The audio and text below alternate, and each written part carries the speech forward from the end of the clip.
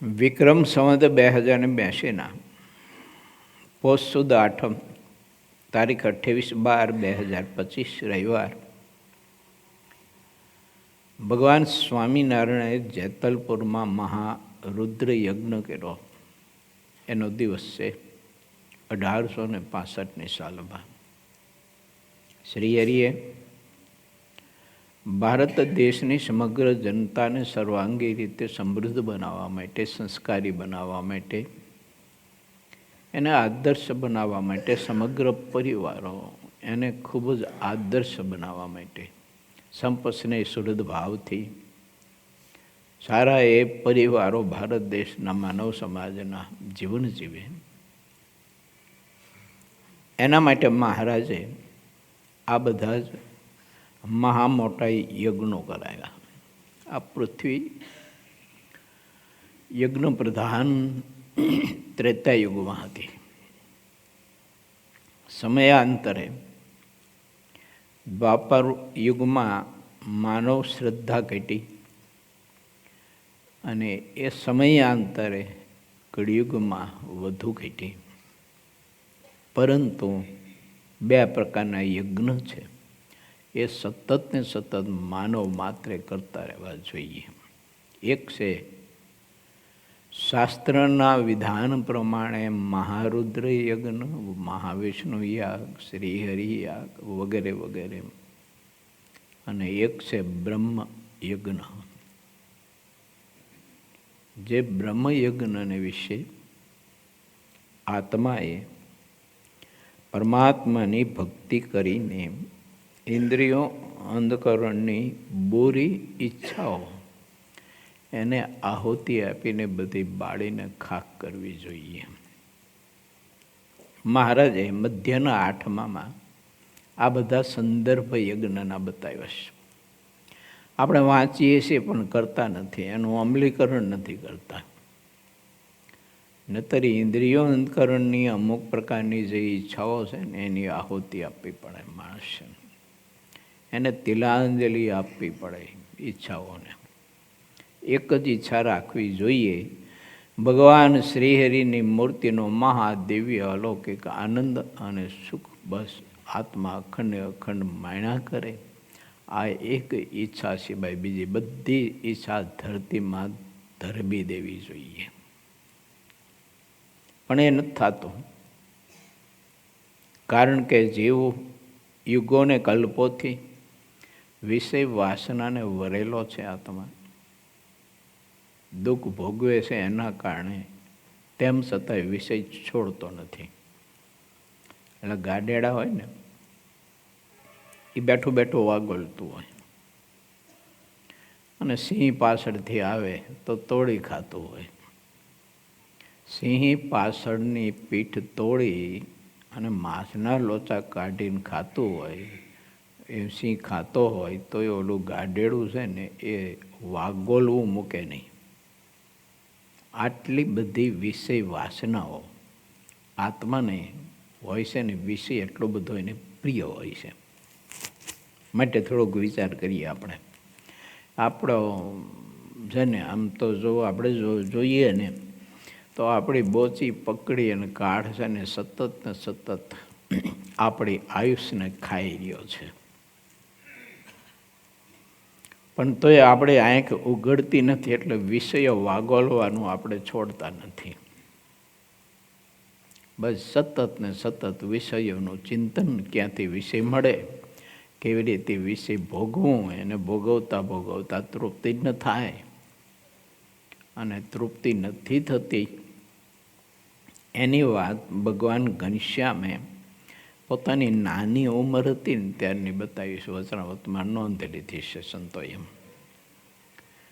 મહારાજ કે અમે નાના હતા ને ત્યારે શિવજીના મંદિરે જઈને સૂતા, ત્યાં કાયસ્થ આવતો, ગાલ વજાડીને ભગવાન ભોળાનાથ પાસે માગતો, હે ભોળાનાથ, મને મનુષ્યનો દેહ ન આપતા, કે ત્રાંબુ ખાઈ ખાઈ મરી ગયા. તો એ સ્ત્રીનું સુખ સારી રીતે ભોગવા આવતું નથી, માટે મને લંબકરણનો અવતાર આપજો.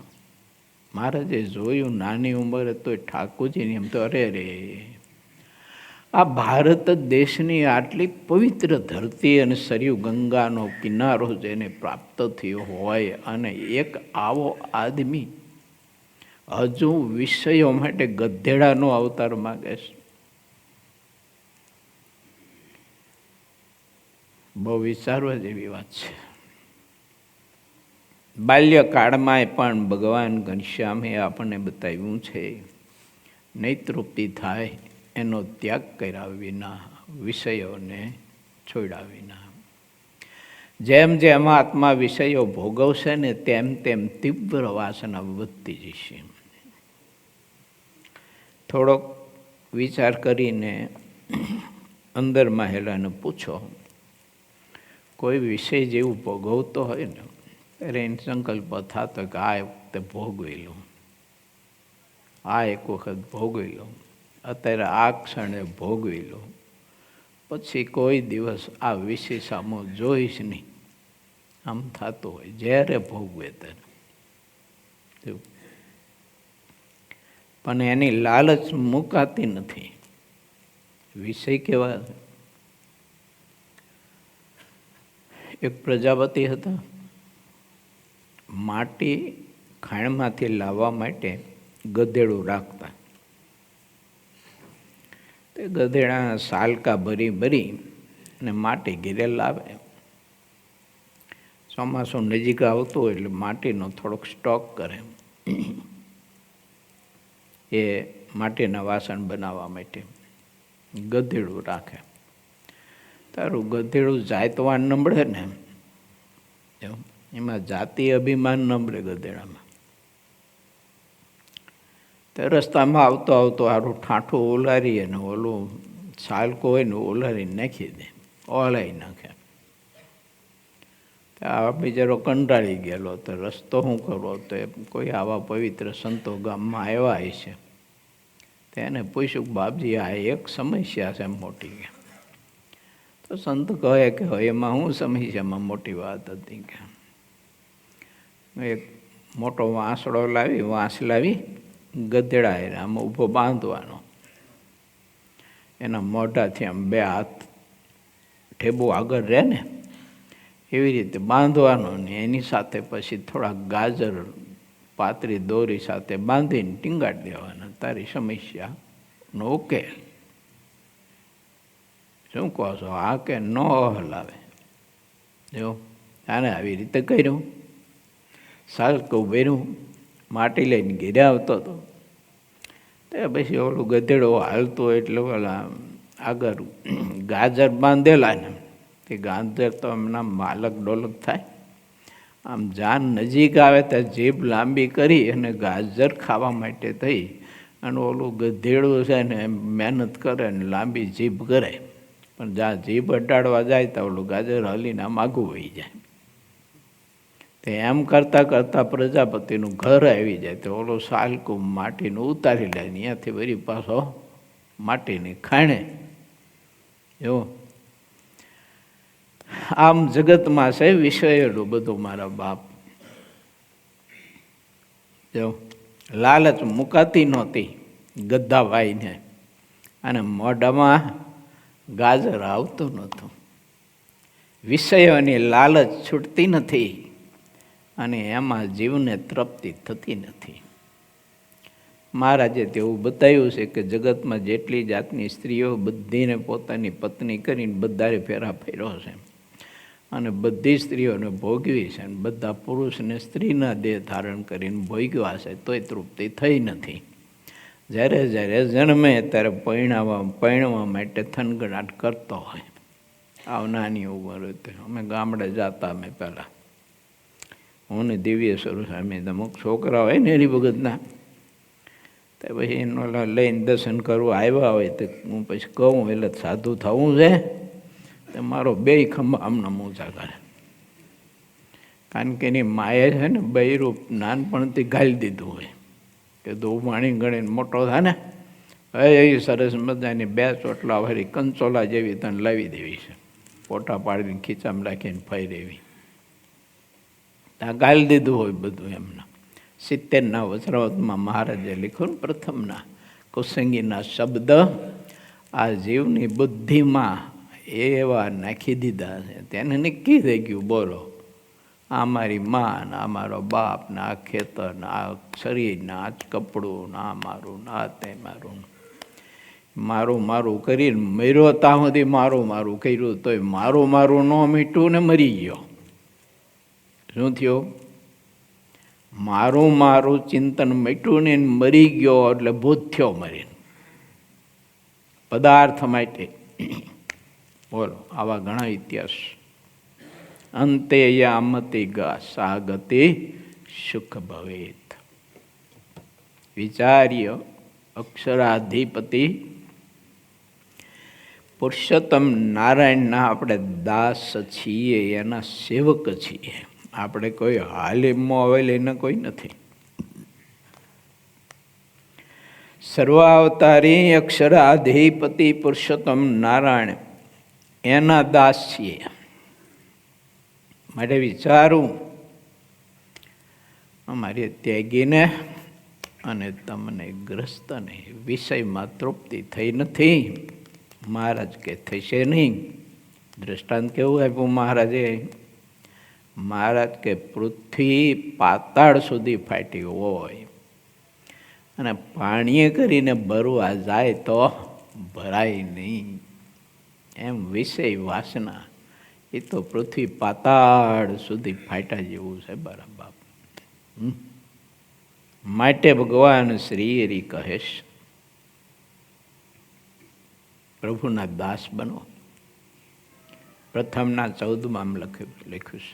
અને જે દાસ થયો મહારાજ કે એને કાંઈ કરવું રહેતું નથી, એના દર્શને કરીને તો બીજા જીવનું કલ્યાણ થાય છે.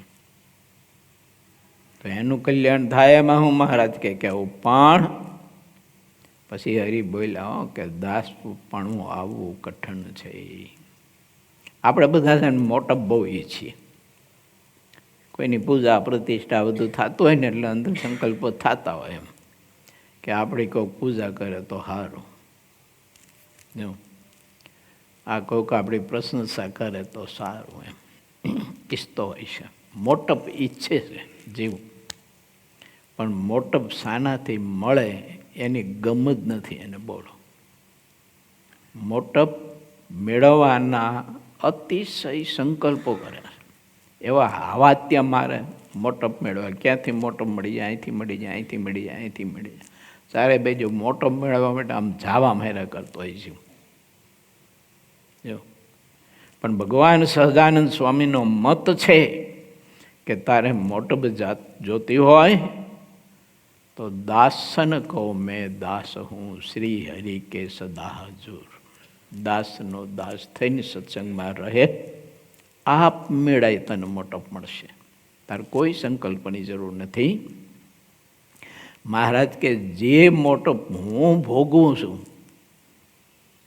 અને જે મોટપ મારામાં છે એ મોટપ તને આપીશ. પણ એક વખત દાસ થા, દિન થા, ગરીબ થા, સરળ થા, સીધો થા. પહેલા માણસ છે ને સીધો પણ હાલે આડો, પશુ આડા પણ હાલે સીધા. તમે જોઈજો. હા, એ ખેડૂતે બળદને હાથીએ જોડાવાય ને ગાડી હાથીએ, પછી એમાં ઓલા આડા ભરાય ને રાસ બાંધીને ગાડામાં ઓલો ખેડૂત સૂઈ જાય. ઊંઘણ જે હોય ને થાયકો હોય એમ થાય. અને હવે પાછું સવારમાં એટલે ભેંસનું સરસ મજાનું વલોણું દૂધ દહીંનું કરેલું હોય ને, ભેંસના દૂધ મેળવ્યું હોય, દહીંનું વલોણું કર્યું હોય, માખણ ને ઘી ગોળ ને મોટા બાજરાના રોટલા આવડા બે ધાબેડા હોય, મોટી આવડી તાહારી ભરીને છાશ પીધી હોય ને એ તાજી છાશ એટલે મીઠી હોય. ઊંઘ બહુ આવે, છાશથી જ્ઞાન બહુ જડે. એવડાનું ઊંઘ આવતી ગાડામાં હોઈ જાય. બળદની રાશ બાંધી, બળદ છે ને સીધે સીધા એના ખેતર વાડી એના શેઢે જઈને ઊભા રહે. વચમાં ઘણી બધી વાડીઓ આવતી હોય, ખેતર આવતા હોય, રસ્તા ફંટાતા હોય, અને એ બળદ છે ને એ કોઈ બીજો રસ્તો ન પકડે. એ માલિકની વાડીના છેઠે જઈને ઊભા રહે. આટલું પશુમાં જ્ઞાન છે. બનાવ્યા ભગવાને આડા પણ ચાલે સીધા, અને આપણને બનાવ્યા સીધા ને હાલે આડા. ગમે ત્યાં હોય તો કે આપણો વિરોધ છે, ગમે ત્યાં ઊંચી આંગળી કરીને ઊભો જ હોય આપણો વિરોધ, કે પણ એટલે શેનો એ પાસે એની ખબર ન હોય, આપણો વિરોધ કે બસ. અમારે એક વખત છે ને એક ગામમાં પ્રતિષ્ઠાનો પ્રસંગ હતો. ઘણા વર્ષથી ડખો હાલતો હતો. બાયોના મંદિરનું બધું પ્રતિષ્ઠા થતી નહોતી ને બધો ડખો બહુ હાલતો હતો. પછી હરિભગત બહુ આગ્રહ કર્યો હતો, તે પછી બીડું ઝીડવું હાથમાં. એ સમાધાન કરવા માટે બધાને બોલાવ્યા અને મંદિરમાં સભા કરીને મિટિંગ કરીને કંઈક ધમાલ કરી બધી. એ જણો ઊભો થયો, આપણો વિરોધ છે કે. તારો શું વિરોધ છે? બસ કે કાંઈ નહીં, કે હું તો મંદિર આવતો જ નથી પણ આપણો વિરોધ છે કે. મંદિર નથી આવતો ને તારો એનો વિરોધ કે. બોલો, આવા નવા ડફોરો હોય છે, બધા જીવન જીવતા હોય છે. વિચારીએ, દાસ થઈ સત્સંગમાં રહીએ. અને એક વાત, મહારાજની ભક્તિ અધિક કરજો, નહીતર બધાયનો વજન લાગવાનું. જેને ભજનનું અંગ નહીં હોય ને એને બધા સાધન માત્રનો વજન લાગવાનું. તપ કરશું તે લાગશે, સેવા કરશું તો પણ લાગશે, શાસ્ત્ર ભણશું તો પણ લાગશે, કથાકાર થઈ જઈશું તો પણ લાગશે, માઇક સંચાલન સભાપતિ થઈ જઈશું તોય લાગશે. અને આ જગતમાં કોઈ સ્ત્રીનો પતિ થશે તો પણ વજન લાગશે. દાસ થયો એને કોઈ પ્રકારનું ક્યારેય પણ વજન ન હોય. માટે વિચારીએ, આજે પાંડે શ્રી ઈચ્છારામજી મહારાજનો અક્ષરવાસનો દિવસ છે. 1883ના ગઢપુરમાં એમને ભગવાન સ્વામિનારાયણની મૂર્તિમાં પોતાના આત્માને પરોવી દીધો અને શરીરને શાંત કરી અને સારા એ ભારતીય માનવ સમાજને પ્રભુમાં પ્રીતિ કેવી હોવી જોઈએ એનો પવિત્ર સંદેશો પોતાના જીવનથી આપ્યો છે. જ્યારે ઘનશ્યામ જનકલ્યાણ માટે ઘર છોડીને સંબંધીઓને સૂતા મૂકીને વહેલી સવારે નીકળી ગયા અને પછી ઈચ્છારામજી માથા પછાડી પછાડીને રડતો હતો, હે ભાઈ ઘનશ્યામ, હે ભાઈ ઘનશ્યામ, હે ભાઈ ઘનશ્યામ, માથા પછાડી પછાડીને રડતો હતો. કોણ કોને છાના રાખે? આ બાજુ રામ પ્રતાપજી રડે, આ બાજુ સુવાસની રડે. કોણ કોને છાનું રાખે? કેટલો પ્રેમ, કેટલી પ્રીતિ. પ્રભુ માટે એને આંસુ આવતા હતા. આપણને પ્રભુ પાસે આંસુ આવે છે પણ પ્રભુ માટે આંસુ નથી આવતા. આ એ મોટી મુશ્કેલી છે. એને પ્રભુ પાસે આંસુ આવે. હલો, હું ગામડી ગયો તો એમ એક ગામનું નામ નહીં દઉં તમને. તો એક જણો આવીને દંડવત કરતાં કરતાં માંડ્યો રડવા, ધ્રુસ કે રડે. મને પહેલાં તો એવું થયું, મેં કીધું આને પ્રેમ તો જુઓ ભગવાનમાં. કીધું એટલો રડે એક બે દંડવત કર્યા ન કર્યા, મારી પાસે આવ્યો બેઠો. મેં કેમ એટલું બધું રડે? મને કે ભેંસ ખોવાઈ જાય, 3 દીથી જડતી નથી. કે મને કે તમે મહારાજને પ્રાર્થના કરો ને કે જડી જાય તો કે એક નારિયેલ મહારાજને ચરણમાં મૂકીશ ને હવા 5 રૂપિયા મહારાજને ભેટ આપીશ. તમે મહારાજનો ઉપયોગ તારા ડોબા ગોતવા માટે કરવાનો. આંસુ માણસ ભગવાન પાસે પાડે છે પણ પ્રભુ માટે આંસુ નથી પાડતો. જો પ્રભુ માટે આંસુ જો પાડે તો એનું દુઃખ દર્દ બધું જાય. એના માટે રડતો તો ઈચ્છારામ. ધરમદાદાનો દીકરો નાનો ઘનશ્યામ માટે રડતો હતો. હું ને તમે ઘનશ્યામ પાસે રડીએ છીએ, પણ ઘનશ્યામ માટે નથી રડતા. આ મહા મોટી મુશ્કેલી છે. અને માટે ઈચ્છારામજી આપણે સૌ કોઈને પવિત્ર સંદેશો પોતાના જીવનથી આપ્યો છે કે પરમાત્માએ યોગ આપ્યો છે તો આવી પ્રીતિ પ્રભુમાં કરજો, બાકી નહીં મળે આવો સત્સંગનો યોગ. વાલા ભક્તો, આવતીકાલે હરિજયંતિનો પવિત્ર દિવસ છે.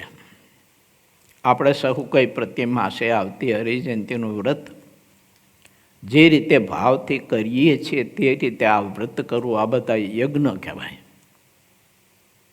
વ્રત તપ કરવા ને એ પણ એક પ્રકારના યાગ છે, યજ્ઞ છે. 10 ઇન્દ્રિયો, 4 અંતકરણ, એ બધાનો ઉપાસ કરાવવાનો. ન કરો શરીરને ઉપાસ નહીં કરવાનો.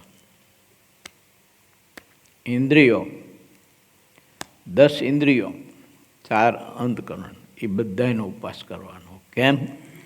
તો કે એને ભગવાન સિવાયનો બીજો, ભક્તિ સિવાયનો બીજો એને ખોરાક નહીં દેવાનો. આ હરિજયંતિનું વ્રત શ્રેષ્ઠ કહેવાય. 9મી દિવસે મહારાજ પ્રગટ થયા. તો મારે તમારે 9ધા ભક્તિ એનો ખોરાક આપવાનો, ઇન્દ્રિયો અંતકરણને. 9ધા ભક્તિનું એ પૈકીનું કોઈ પણ સુખ, એનો આનંદ, એનું ભોજન કરાવવાનું. તો આપણું હરિજયંતિનું વ્રત સાચું. હા, બાકી તો હરિજયંતિ દિવસે થોડોક હામો બામો બાફીને, બટેકાનું શાક કરીને બાફીને, કંઈક પતરી બતરી તરીને, કંઈક ગાજર બાજરનો હલવો ને કંઈક થોડોક ટોપરા પાકને, આ તો મગફળીના લાડુને આ બધું દાબેડીને 2-3 વાટકા મોટ દહીં હોય ને થોડા ખાટા તીખા ને ગયરા ને મરચાં હોય ને આપણે એમ કહીએ કે હરિજયંતિનું વ્રત સાચું કહેવાય, ખોટું ન કહેવાય. અને એટલા પૂરતું કોઈ સીમિત નથી. ઉપવાસ કરાવો ઇન્દ્રિયોને, અંતકરણને, એનો ખોરાક નહીં આપો એને. મહારાજની મૂર્તિ સિવાય આપણે આંખ છે ને બીજે જાવી ના જોઈએ. જ્યાં જાય તો મૂર્તિ દેખાવી પડે મહારાજની. એ પ્રયત્ન કરવાનો, પુરુષાર્થ કરવાનો. ગમે તે હોય, પછી કોઈ બહેનોનું સ્વરૂપ હોય, પુરુષનું હોય, બાળકનું હોય, વૃદ્ધનું હોય, યુવાનનું હોય, ગાય હોય, બળદ હોય, ભેંસ હોય, વૃક્ષ હોય, પથ્થર હોય, પહાડ હોય, જે હોય તે. પણ આપણને જે ભગવાનનું સ્વરૂપ ગમે છે તે સ્વરૂપને આપણે એમાં ધારીએ. અને આંખને ઉપવાસ કરાયો કહેવાય, કરવું જોઈએ. એ વ્રતનો પવિત્ર દિવસ છે આવતીકાલે. માટે વાલા ભક્તો, આપણે સહુ કોઈ આવતીકાલે હરિજયંતિનું એવું પવિત્ર વ્રત કરીએ અને ભગવાનને, ભગવાનના સંત ભક્તના દાસાનો દાસ થઈને સત્સંગમાં રહીએ. આપણે ખોટા અહંકાર લઈને ફરતા હોઈએ છીએ. હા, જીવને ખબર નહીં હવે અંદર કંઈક એવું ઓછું કરી ગયું હોય છે, પારું નીકળતું નથી. હું કાંઈક છું, હું કાંઈક છું, હું કાંઈક છું, આવું બધું થઈ ગયું જીવન. મહા મોટા પુરુષો બહુ મહાસમર્થ હતા. કાળને પણ થપાટ મારી શકતા હતા, માયાને પણ પગે કરીને ઠેલી શકતા હતા. અને આ બધા દોષો જે છે ને, કામ, ક્રોધ, લોભ, ઈર્ષા, રાગ, દ્વેષ, એ બધા મૂર્તિમંત. આ તો એને થપાટ મારી અને ક્યાંય ફેંકી દેતા હતા. આવા મહાસમર્થ પુરુષો હતા. તેમ છતાંય મેં મતિ મંદ કછો ન જાણું, મેં અવગુણ કે ભીત તુમ રીઝો, કે ખીજો મારા વાલીડા, મારા પ્રભુ, હું તો હાવ મતિ મંદ બુદ્ધિ વિનાનો છું. મેં અવગુણ કે ભીત, આવું લખ્યું છે. જો આ બધા મહાપુરુષોના કીર્તનોના, શબ્દના અર્થ કરવામાં મોટા પંડિતોનો પરસેવો વરી જાય, ડબલ એસી બેડમાં હોવા છતાંય. એ મહાપુરુષો એમ કહે છો કે મેં મતિ મંદ કછું ન જાણું, સેવા સુમરન કછું ન જાણું. બોલો, હું એટલું જાણું છું, આ નામથી નામે મળે એટલી જ ખબર છે, બાકી કાંઈ ખબર નથી, મને કોઈ જ્ઞાન નથી. હું તો છું ઘણી ન ગણી નાર તોય તમારી રે. મુક્તાન સામે ગયું, લો મારામાં કોઈ ગુણ જ નથી, નગુણી. તમે રીઝો, તમે રાજી થાઓ, એવો કોઈ ગુણ મારામાં ન મળે. તેમ તમે મને નિભાવો છો પ્રભુ. મારા બાપ, તમે મારો સ્વીકાર કર્યો છે, તમારા ચરણમાં મને તમે પ્રભુ મને રાખો છો, મને જાળવો છો. આવો નગુણો, સ્વાર્થી, મૂર્ખ, તોય પ્રભુ માનો ખાધેલું અનાજ તમે પચાવી દો, એમાંથી સપ્ત ધાતુની જરૂર પડે અંદરના કોષને, તો એ બધું તમે પાછું કરી દો. આ વગેરે વગેરે શ્વાસ લેવડાવો, મુકાવો, બધું. રાત્રે શરીર થાક્યું હોય દિવસનું તો ઊંઘ આવતી હોય તો નિંદ્રા આપી દો છો. જો આ ખાટલામાં પડ્યા પડ્યા, પથારીમાં પડ્યા નથી, હોઈ ગયા નથી. ઘણા બધા બ્રશ કરતા કરતા ઊંઘતા હોય. બોલો, આપણે શરૂઆતમાં છે ને આ બધું નહોતું ને, છાત્ર લઈને બધું અહીં નાવાનું હતું, 1-2 બાથરૂમની એવું. આમ છોકરા હતા શરૂઆતમાં, આપણે કેટલા 150 વિદ્યાર્થીથી આપણે શરૂઆત કરી હતી ગુરુકુળની. તો 1-2 વિદ્યાર્થી એવા હતા તે બ્રશ કરતાં કરતાં સૂઈ જાય. બોલો, એટલી ઊંઘ આવે. હા, બ્રશ કરતાં કરતાં સૂઈ જાય. બોલો, અને એ વિદ્યાર્થીઓ અત્યારે છે ને એ રાત્રિના 12-2 વાગ્યા 3 વાગ્યા સુધી જાગે છે. તો આના બધી સાંસ્કૃતિકની પ્રવૃત્તિઓ બધી કરે. આવું બધું ઠાકોરજીનો સંબંધ થાય એટલે ઊંઘ ક્યાં આવી જાય ખબર જ ન પડે. પણ એનો સંબંધ થવો જોઈએ, સંબંધ કરવો જોઈએ ભગવાનનો. નરસિંહ મહેતાએ પદ લખ્યું છે એવું, જા જા નિંદરા હું તને વારું, એ તું છે નાર તું તારી રે. જા જા નિંદરા હું તને વારું, એવું પદ બનાવ્યું છે નરસિંહ મહેતાએ.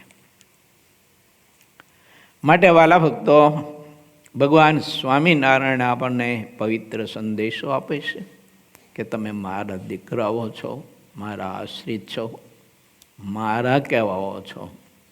એટલે મહારાજ કહે છે કે એક તલ ભાર પણ તમારામાં કોઈ કચાશ નથી મારે રહેવા દેવી.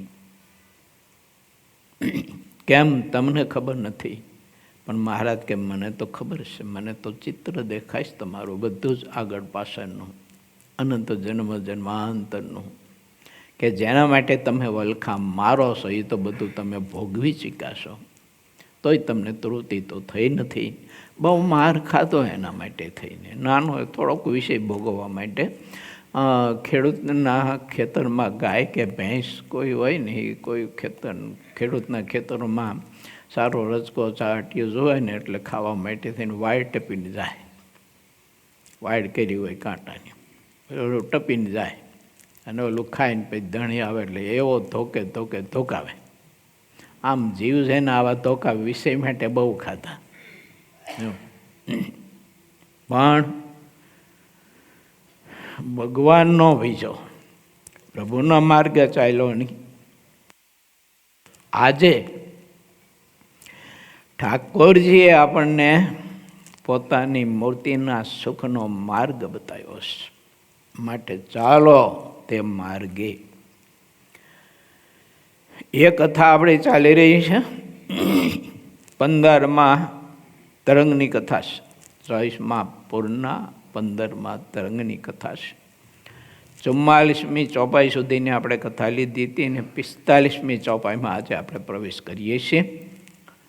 લોયાનો 8મો વચનામૃત છે. જે સાચા ત્યાગી હોય તેને ઓળખાવ્યા વિના ક્યારેય તે દેખ્યામાં આવતા નથી. લો, મારી તમારી જવાબદારીની વાત કરે છે અહીંયા સહજાનંદ સ્વામી.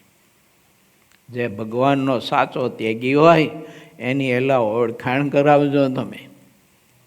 જો કે આ ડુપ્લિકેટ કંપની છે ને આ કંપની સાચી છે. જો ઘણા બધા ડુપ્લિકેટ કારખાના હોય છે. મોહનભાઈ ગાંધી હતા દિલ્હીમાં, પેલું સેન્ટ બનાવવાની બહુ મોટું કારખાનું હતું. તે મને કહેતા અને કે સામે ગમે તે દિલ્હીમાં છે ને કોઈ પણ કારખાનું નાખીને કોઈ આઈટમ બનાવી હોય ને એટલે અઠવાડિયા પછી બીજું ડુપ્લિકેટ ઊભું થઈ ગયું હોય તમારે કે. એટલે મહારાજ એમ કહે છો જે સાચા ત્યાગી હોય તેને ઓળખાવ્યા વિના ક્યારેય તે દેખ્યામાં આવતા નથી. શા માટે? તો જે સાચો સંત છે ને એ કોઈ દિવસ સમાજની નજરે આવે જ નહીં. મારા બાપ, એ ડૂબીને રહેતો હોય, તમારા કરતાં નિર્બળ થઈને રહેતો હોય. જો એટલે એવું ન માનતા હો કે એ નિર્બળ હોય. હા, એની સબળતાને તો કોઈની તાકાત નહીં કે માપી શકે. એટલો સબળ ને તાકાતવાન હોય પુરુષ. સંકલ્પ કરે ને તમારા બાપ બધું ભસ્મીભૂત કરી નાખે. તો મારા તમારે જેવા લંગરિયાની ગાયરું ખાતા હોય બોલો. હા, આપણી પાસે હાવ દિન થઈને રહેતા હોય.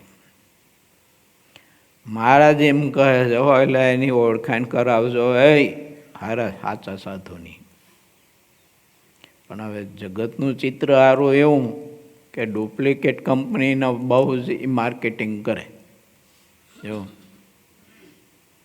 આવું બધું જગતમાં ખરું એમ. જે સંતો મનમુખી નથી અને બધા જ લોકોની મર્યાદા રાખે છે તે ત્યાગી પરમ ભાગવત સંત કહેવાય છે. અને તે સારા નવા વહાણ જેવા છે. તેનો જે સમાગમ રાખે છે તે પણ આ સંસાર સાગરના પારને પામી જાય છે. માટે એવા સંતની કોઈને ઓળખાણ કરાવવી અને એ સંતની ખરી જો એને ઓળખાણ દઈ જાય અને આશ્રય સ્વીકારી લે, પોતાની બધી જ મનની બાજીઓ મૂકી દે, તો તે આત્મા તે સંત આશ્રયથી જ અક્ષરાધિપતિ પુરુષોત્તમ નારાયણના ચરણ કમળની સેવાને એ આત્મા પામી જાય, અનાદિ મુક્તની સ્થિતિને પામી જાય. એના બધા સાધન તે મહાપુરુષના આશ્રય સ્વીકાર્યો એમાં સમાવેશ થાય. એને કોઈ તપ કરવાની જરૂર નહીં, એને કોઈ શાસ્ત્ર ભણવાની જરૂર નહીં, એને બીજું ત્રીજું કંઈક પ્રાપ્ત કરવાની કોઈ જરૂર નહીં. બસ એટલી જ વાતમાં. આ સંદર્ભે ઘણા બધા વિષયો અને મોટા પુરુષોના દાખલા દ્રષ્ટાંતો આપી અને આગળની કથાઓમાં હું કહી શકું છું. એમ મુકુંદાસ રામાનંદ સ્વામી પાસે આવે, સંત દીક્ષા લઈ ભગવત પ્રાપ્તિ માટેની જ્યારે ગુરુ રામાનંદ સ્વામી પાસે ઈચ્છા પોતાની દર્શાવે, રામાનંદ સ્વામી કે ભગવાન મેળવવા હોય તો જાઓ બંધ્યા ગામના મોડુભાઈનું હાથી આંકો. બોલો ક્યાં રસ્તો કેવો? એને ભગવાન પ્રાપ્ત કરવાના છે અને ખેતીનો રસ્તો બતાવે છે. વાત તો તમે જો પણ અજબ ગજબનો વિશ્વાસ ને શ્રદ્ધા ને સત્પુરુષમાં.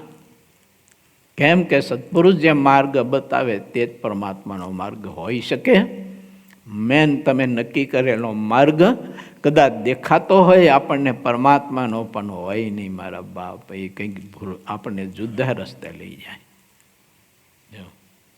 એટલે પ્રભુ કહે છે કે આવા સંતની બીજાને ઓળખાણ કરાવજો હે લાલ. એમાં તમે જરાય કંજુસાઈ ન કરતા, લોકલાજ ન રાખતા, જો અને ખુલ્લા દિલથી મોટા પુરુષની ઓળખાણ કરાવજો.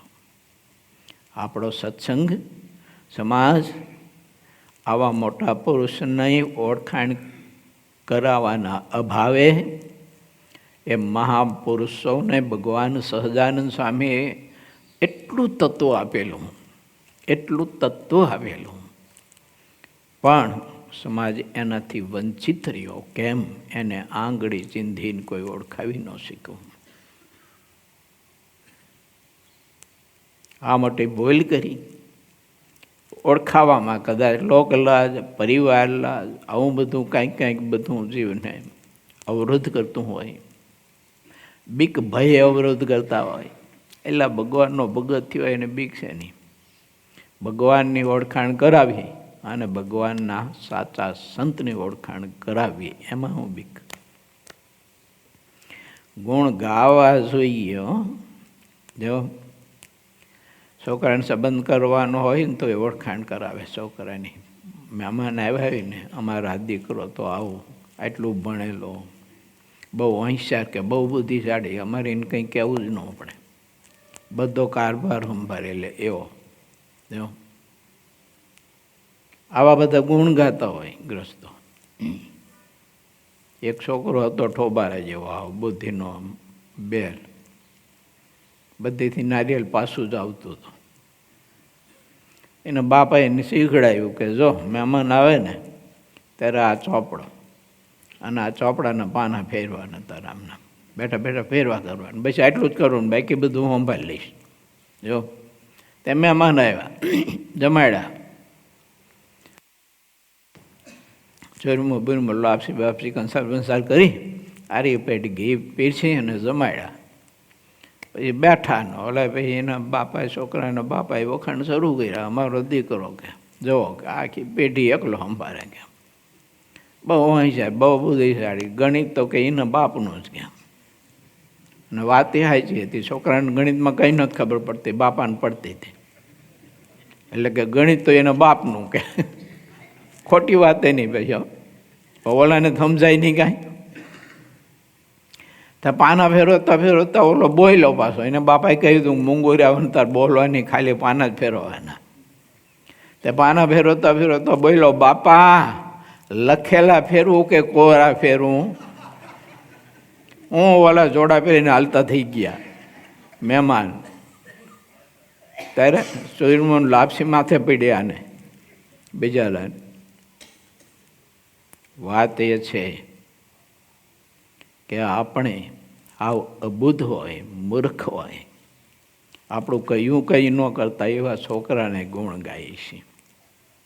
અને મહારાજના એવા સાચા સંત એનું ગુણ ગાતા મને તમને કેમ સંકોચ થતો હોય છે ખબર નહીં. એને ગાઈ નથી શકતા આપણે. તે સંતોને ભજન સ્મરણમાં અપાર પ્રેમ હોય છે. સાચા સંતની ઓળખાણ કરાવે છે. એ ભજનાનંદી પુરુષો હોય. એને કંઈ બીજું બધું કાર્ય જે કરતા હોય એ કાર્ય કંઈ એમાં લક્ષ્ય ન હોય, એને એમ કરતા હોય હરિની આજ્ઞાથી, મરજીથી કરતા હોય. ના કરે એવું નથી કે હાવ નવડા બેસી રહે ને 800ના પીર હોય એવું નહીં માનતા. બધી પ્રવૃત્તિ કરે, પણ ભજન સ્મરણ એનું પ્રધાન હોય. અને સેવા કરવામાં તો એટલા બધા તત્પર હોય. એમ કરતા સ્ત્રી આદિ પદાર્થ જો અજાણતા દેખાઈ જાય અને ભલે અયોગ્ય ઘાટ ન થયો હોય તો પણ તે શુભ ગુણવાળા સંત પોતાના નેત્રને ઉઘાડા રાખીને મેષ રહિત થઈને જ્યાં સુધી નેત્ર સારી રીતે બળે ને આંસુ વહે ત્યાં સુધી 2 ઘડી પર્યંત જોઈ રહે, આંખને દંડ દે.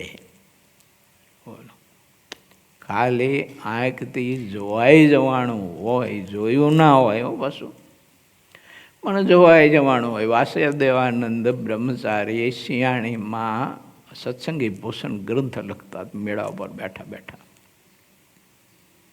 તે સવારમાં ખાડીઓ કલમ લઈ અને સ્વામી લખતા હતા. એમાં કોઈ ગ્રસ્તના ઘર ઉપર મોર રોજ આવતો હોય છે. એ લોકો ચણબણ નાખતા હોય છે. તે દૂરથી મોરના પીછા જોઈ ગયા અને એના આભાસ થયો કોઈ સ્ત્રીની સાડીનો. એટલો આભાસ થયો ને તોય બ્રહ્મચારીએ આખો દિવસ ઉપવાસ કર્યો. બોલો, પછી હરિભક્તોએ કહ્યું, બ્રહ્મચારી મહારાજ, એ સ્ત્રી નહોતી, એ તો મોરના પીછા હતા. એમ કે પણ મને ભાસ થયો ને એટલે મારે ઉપવાસ કરવો ઘટે. આવા મહાપુરુષો, એના સંતાનો છીએ આપણે. વિચારવાનું મારે ને તમારે. એમ બધી ઇન્દ્રિયોને દંડ દે. ખાલી આંખને જ દે એવું નથી. કાનથી ભગવાન સિવાયનો બીજો શબ્દ સંભળાઈ ગયો હોય, કોઈની નિંદાનો, કોથલીનો, બિનજરૂરી, કોઈ જરૂર ના હોય એવો શબ્દ, તો કાનને દંડ દે. શું દે ખબર? કાનમાં છે ને મીણ ભરાઈ દે. મીણ ભરાવી હારી પેટમાં કોઈ અવાજ ન સંભળાય એવી રીતે, અને પછી પ્રભુના સ્મરણમાં બેસી જાય. તે 2, 3, 4, 5 કલાક છે ને એ સ્મરણ જપ કર્યા કરે. શું આમ દંડ દે. પંચે જ્ઞાની ઇન્દ્રિયોને અને પંચે કર્મ ઇન્દ્રિયોને, 4 અંતકરણને દંડ દે.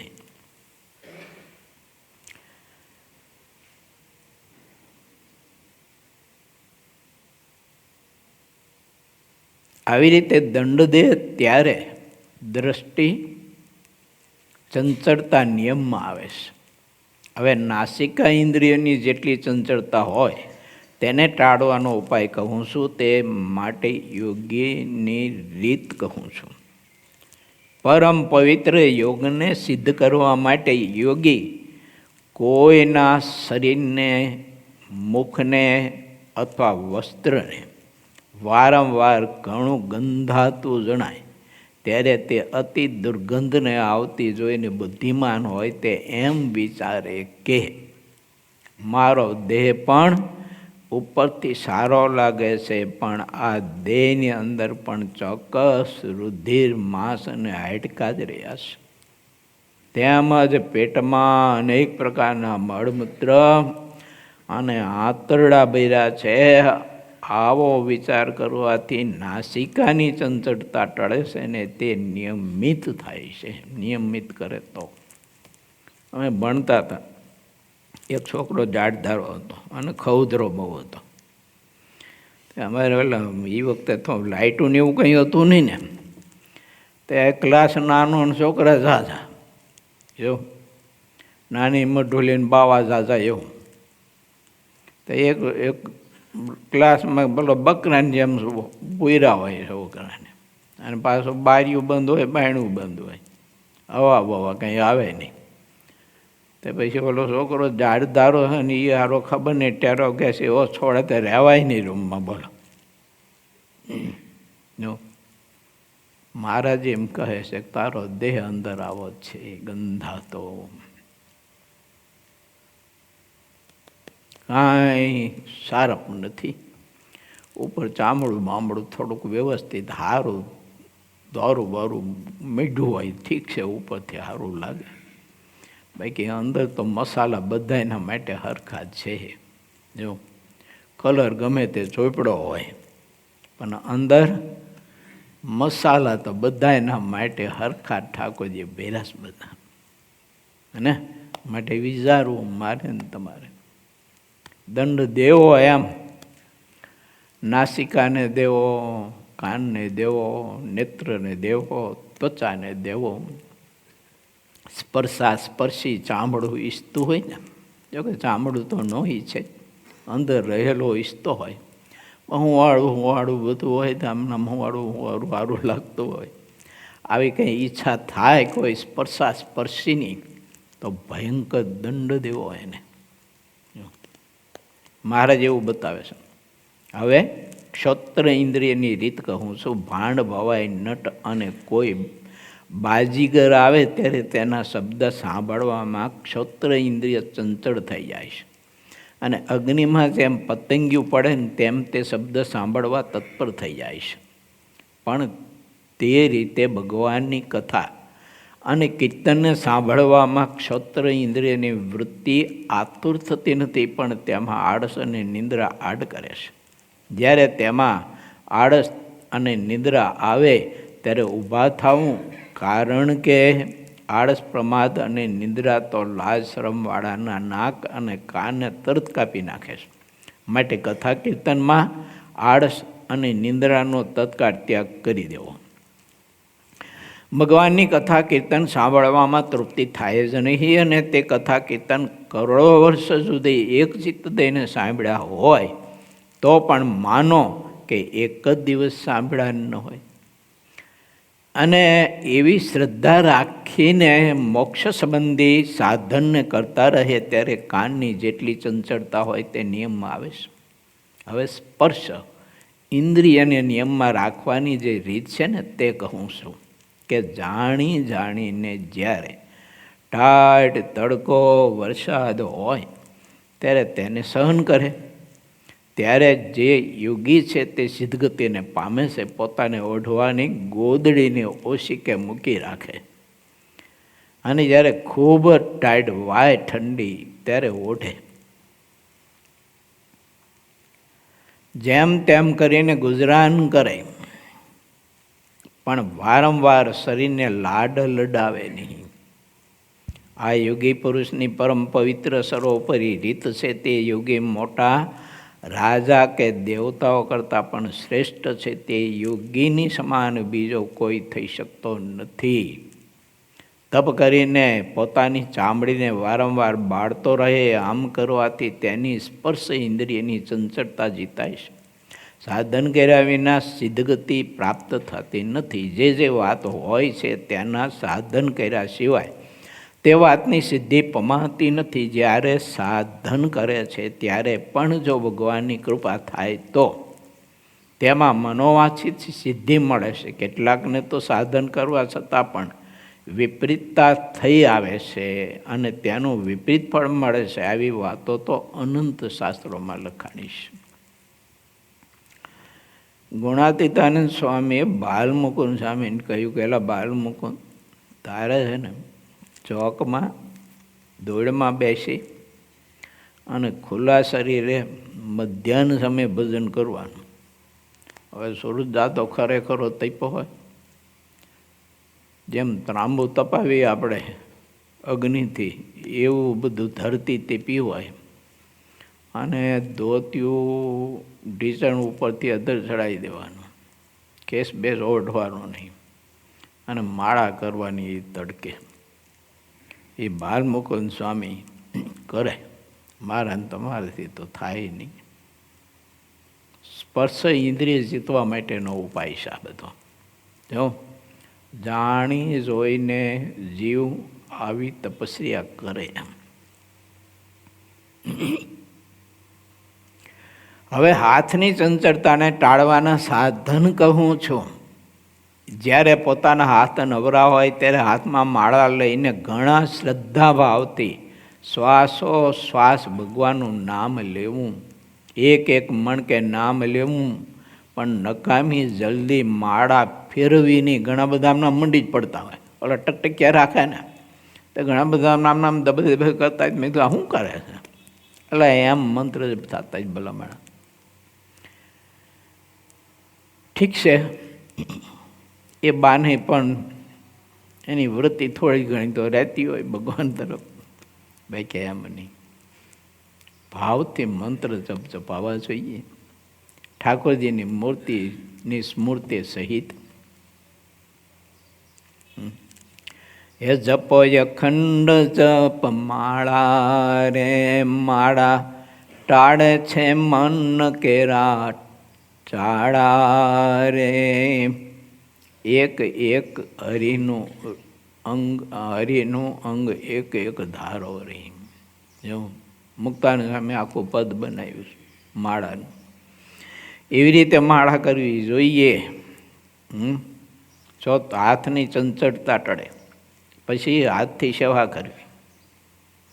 ભગવાનના મોટા પુરુષની જાયગામાં લીપણ કરવું, વાસણ ઉટકવા ને કપડાં ધોવા, એને પથારી પાથરી દેવી, પથારી ફેરવવી નહીં ભાઈઓ, પાથરવાની વાત છે. જો વગેરે વગેરે એમ નાની મોટી સેવા કરવી, એનાથી હાથની ચંચળતા ટળે. એક એક મણકે નામ લેવું, પણ નકામી જલ્દી માળા ફેરવી નહીં. કેટલાક એમ કહે છે કે મને કરીને નામ અધિક લેવાય છે, પણ તે બધી વાત ખોટી છે. જેટલા નામ જીભથી લેવાય છે તેટલા જ મનથી લેવાય છે, તેમ જાણવું. અને આ વાતને તમે સત્ય કરીને માનજો. એમ કરે ત્યારે હાથની જેટલી ચંચળતા છે ને તે બધી ટળી જાય છે. ચાલો, થોડીક ચોપાઈઓ છે, તમારી પાસે વાંચીને હૃદય પાસે પહોંચાડી દઉં, સમજવા માટે આવતીકાલે પ્રયત્ન કરશું. હવે પગની ચંચળતાને ટાળવાનું સાધન કહું છું. જ્યારે આસન જીતવામાં આવે છે ત્યારે પગની ચંચળતા તત્કાળ મટી જાય છે. હવે જ્યારે શિશ્ન ચંચળ થાય ત્યારે તેને જીતવાનું સાધન કહું છું. જેમ ઝીણી ખસ થઈ હોય અથવા તો લાલ દાદર થઈ હોય, તેને જો ખંજવાળવામાં આવે તો ત્યારે લોહી નીકળે તો પણ ખંજવાળ મટે નહીં. પણ જો તેને ખંજવાળવામાં ન આવે તો ખંજવાળ સહજ રીતે જ મટી જાય છે. તે રીતે જો શિશ્નમાં ખંજવાળ આવે તો પણ તેને હાથે કરીને અડવું જ નહીં, તે તેને જીતવાનું સાધન છે. અને જો શિશ્નમાં વાયુ ભરાતો હોય તેવા સમયમાં આહાર થોડો કરવો અને વારંવાર ઉપવાસ કર્યા કરવા, તેમાં ફેર પાડવો નહીં અને દેહને બળહીન કરી નાખો, ત્યારે શિશ્ન ઇન્દ્રિય જીતાય છે. હવે જીભવા ઇન્દ્રિયને જે રીતે જીતાય તેનું સાધન કહું છું. જે વસ્તુ જીભને ભાવતી હોય તે વસ્તુ ક્યારે તેને આપવી નહીં. અને આહાર યુક્ત કરો તો જીભની ચંચળતા ટળે છે. માટે હવે વાણીની ચંચળતા તેને જીતવાનું સાધન કહું છું. મુક્તાનંદ સ્વામી જેવા સંત જ્યારે સ્નેહ ભાવથી વાતો કરતા હોય તથા અત્યંત પ્રેમમગ્ન થઈને કથા કીર્તન કરતા હોય ત્યારે તેને વચમાં પોતે ડાપણ કરીને બોલવું નહીં. અને જો વચમાં બોલી જવાય તો 25 માળા ફેરવી, તેણે કરીને વાણીની ચંચળતા મટી જાય છે. આ રીતે ઇન્દ્રિયોની ચંચળતા ટાળ્યાના અલગ અલગ સાધન કયા છે. ઇતિ શ્રી સહજાનંદ સ્વામી શિષ્ય સિદ્ધાનંદ મુનિ વિરચિત શ્રી હરિચરિત્રામૃત સાગરના 24 પૂર્ણમાં લોયાનું 8મું વચરામૃત ચાલુ કહ્યું. એ નામે 15મો તરંગ સમાપ્ત થયો. બહુ અદ્ભુત વાત છે. આપણે જો હરિના દાસ હોય તો આવું કરીએ, દેહના દાસ હોય તો ન કરીએ. હવે ક્યાંના દાસ છીએ પહેલાં નક્કી કરવાનું, હરિના કે દેહના. દેહનો દાસ હોય તો એ નિગ્રહ ન કરી શકે, દેહનો, ઇન્દ્રિયો અંતકરણનો. અને પ્રભુનો જો દાસ હોય તો ઇન્દ્રિયો અંતકરણને, દેહને, વિચારો બધાયનો એ નિગ્રહ કરે. જો વિચારોનો હું નિગ્રહ, ખોટા નહીં કરવાના વિચારો, ભગવાન સંબંધી કરવાના. અને એક વાત છે, આસન જીતીને ભજન કરવાનું અંગ પ્રત્યેકને હોવું જોઈએ. આસન જીતીને ભજન કરવા માટેનું પ્રત્યેકને અંગ હોવું જોઈએ. મોટા તમે સદગુરુ થઈ જાઓ તો એ અંગ તમારું તૂટવું ન જોઈએ. હા, નહીં તો શું થાય ખબર હે? સદગુરુ થાય એટલે બધું તૂટી જાય, ભગવાનનો સંબંધ તૂટી જાય. શું થાય? કેમ કે પરમ પૂજ્ય થઈ ગયા ને મેં, એમ તમારે એવું જ થાય. તમે વળી કઈ વાડીના મૂળા, સદગુરુ તમે થઈ જાઓ તોય થાય. અમે સંતો એક ગામડામાં ગયા હતા થોડાક વર્ષ પહેલાં. તે એક હરિભગત સદગુરુ હતા એમ છે. તે ગામડામાં અમુક છે ને ઓલા ચાકડા પોતે ઘીરે બનાવીને મંદિર રાખતા હોય, પોતાનું બનાવેલો હોય ચાકડો, એ ખીતી ટીંગાતો હોય. પછી એ ચાકડો લઈ અને પોતે જ બેસે, એ સદગુરુ એમ. એ ચાકડા પર કોઈ બેહી ન શકે પાછા, તમારો ટીંગાળી રાખે, પછી એ ચાકડા ઉપર બેસે. એવું ખબર નહીં તે હવે એ વખતે કંઈક માઇક બાઇક મંદિરમાં આપ્યું છે, એમ્પ્લીફાયર ને એવું. ઓલા ભૂંગરા આવતા ને મોટા આવડા પોરા ને એવા, એક બે ભૂંગરા ને એવું બધું ટીંગાડ્યું હોય છે. પણ સારો ઈશાળું એટલો બધો ને ખતરનાક. તે આપણા સંતો ગયા હતા. તે સંતોને પછી હરિભક્તો તો કે સંતો હરે હરે કથા કરો. તો આપણા સાધુ કથા ચાલુ કરે, મારો ઓલો લીલા ચેષ્ટા ચાલુ કરે, બોલો ઊંચે બોલે. પણ માઇક લઈ લે સંતો, માઇક મારું છે કે મેં આપ્યું કે એમ કરીને માઇક્રોફોન લઈ અને ભાઈ મારો છે ને એ ઊંચે લીલા ચેષ્ટા બોલવા માંડે. તો આવી આડોડાઈ કરે, બોલો. થોડુંક વિચારવું જોઈએ. એટલે સદગુરુ છે ને એક વ્યવસ્થા છે. હું ઘણી વાર કહું છું કે આ વ્યવસ્થા છે. ગુરુ અને શિષ્ય એ વ્યવસ્થા છે. બાકી તો ગુરુ દાસ છે અને શિષ્ય દાસ જ છે ભગવાનના. બે પરમાત્માના દીકરા છે. આ તો વ્યવસ્થા છે. વ્યવસ્થા જરૂરી ખરી પાછી, ને કે ઘડતર કોણ કરે આપણું? કહો છે આપણે બધા જ ગુરુ થઈને ફરતા હોય, ઘડતર કોણ કરે? એટલે શિષ્ય તો થવું પડે. પણ વ્યવસ્થા છે, હક નથી. પછી મારે જેવો કોઈ સિક્કો માર દે હકનો ગુરુ પણ તો પછી ઠૂંઠ થઈ જાય. હવે હું ધ્યાન ભજન બધું જાય. અને સમાજમાં તો બધું પૂજા પ્રતિષ્ઠા વાહ વખાણતી તો મેળા જ કરવાનું. એ તો ગમે તેવું હોય તો જો સમાજમાં તમે જો ગાડી હાંકતો હોય ડ્રાઈવર, એને બધા સાહેબ જ કરતા હોય. ડ્રાઈવર સાહેબ કરતા જ હોય છે ને. એટલે જગતનું તો ચિત્ર બધું આદિ અનાદિથી આવું છે. પણ ગુરુ અને શિષ્ય પરમાત્માને પામી જવા માટેની એક વ્યવસ્થા છે. જો કોઈ હક નથી કે હું આનો ગુરુ, હું કહું એમ જ થવું જોઈએ. આ થવું જોઈએ ખરું, પણ કયા બારામાં? મૂર્તિ પકડવામાં, ધ્યાન ભજનના અંગ બાંધવામાં, મહારાજમાં પ્રીતિ કરવામાં. એ સદગુરુની મરજી પ્રમાણે થવું જોઈએ. પણ વિષયના બારામાં વાત નથી કઈ. જો વિષયો મેળવવા કે ભોગવવા એના બારામાં નથી કે ગુરુ કેમ કરવું જોઈએ. માટે વિચારું. ભગવાન સ્વામિનારાયણ બહુ અદ્ભુત વાત સમજાવે છે મને તમને. કોણ શિષ્ય, કોણ ગુરુ? નિષ્કુળાનંદ સ્વામી ન લીખું, કોણ માત તાત ને કોણ કુટુંબી, બ્રહ્મ મારી જાત. મેં હું આદિ અનાદિ, આ તો સર્વે ઉપાધિ. ઉપાધિ કઈ ખોટું. ઉપાધિ એટલે હું ગુરુ આવો અભિમાન ખોટું છે, જુઠ્ઠું છે. એટલે તું શિષ્ય છું, તું દાસ છું મહારાજનો, તું મહારાજનો ભક્ત છું. તારી જાતને કેમ તું માની લેશ? આપણે ઘણી વખત છે ને સ્કૂલમાં મિટિંગ હોય શિક્ષકોની, તો હું જાઉં મિટિંગમાં. પછી મિટિંગને બધું પતી જાય પછી બધા ક્યાંક બે શબ્દ કયો મને, ત્યારે હું કહું બધાને, મેં કીધું અમે તમને અધ્યાપક કહી, સાહેબ કહી, વિદ્યાર્થી તમને સાહેબ કહે, વિદ્યાર્થીનો વાલી આવે તો એ તમને સાહેબ કહે, બીજા ત્રીજા તમને સાહેબ કહે. એક વ્યવસ્થા છે. પણ તમારી જાતને સાહેબ ન માની લેતા કીધું. તમારી જાતને શિક્ષક વિદ્યાર્થી માનજો કાયમ.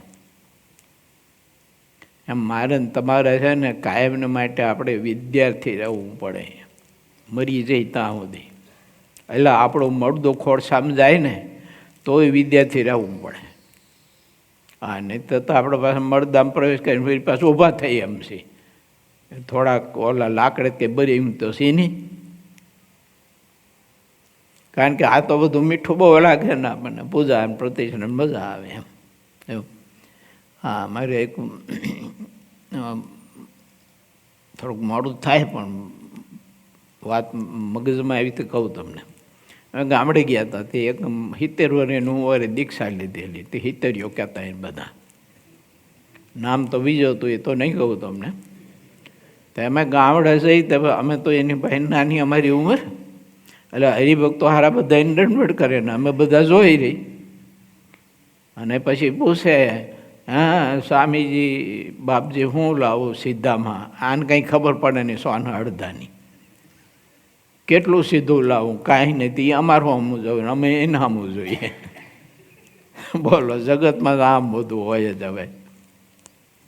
માટે વિચારવું, દાસ સેવક અને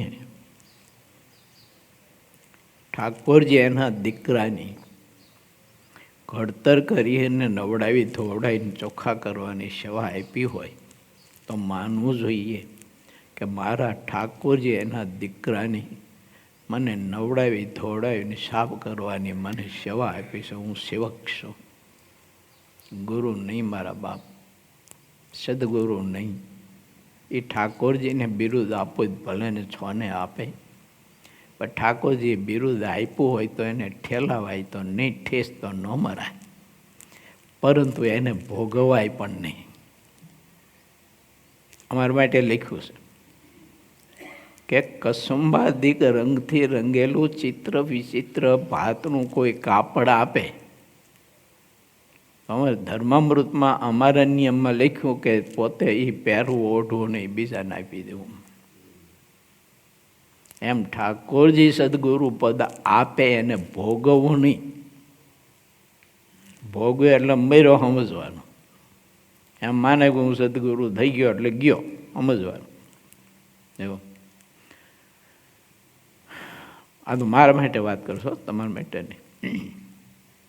સંતો તો બધા બહુ સમર્થ હોય, પણ જરૂરી ખરું દાસના દાસ થઈને સત્સંગમાં રહી મહારાજની ભક્તિ કરીને પ્રભુને પામી જવું. એના માટે ઠાકોરજી બધી વ્યવસ્થા આપણને સૌ કોઈને ગોઠવી દેશે. બહુ અદ્ભુત વાત છે. હવે તો જનમંગલ મહોત્સવ એકદમ દોટ મૂકીને આવી ગયો છે. આપ બધા સંતો, પાર્ષદો, સાધકો, હરિભક્તો, બહેનો, વિદ્યાર્થીઓ જનમંગલ મહોત્સવની બહુ તમે સેવા કરો છો, શરીર તૂટી જાય એટલી કરો છો. તો ઠાકોરજી અને રૂપાળા ઘનશ્યામ મહારાજના ચરણમાં એવી પ્રાર્થના કરું કે આજે જે વાત થઈ ને એમ ઇન્દ્રિયો, અંધકરણ, દેહ એનું નિગ્રહ કરવાનું મહારાજ બળ આપે ને એ સાથે કથાને વિરામ. શ્રીવતીમ સિદ્ધરામ સર્વદેવેશ્વરમ ભક્તિધર્માતુજમ વાસુદેવ મરે માધવમ કેશવમ નિર્ગામદામ કારણમ સ્વામિનારાયણમ નીલકંઠમ ભજે સહજાનંદ સ્વામી મહારાજની.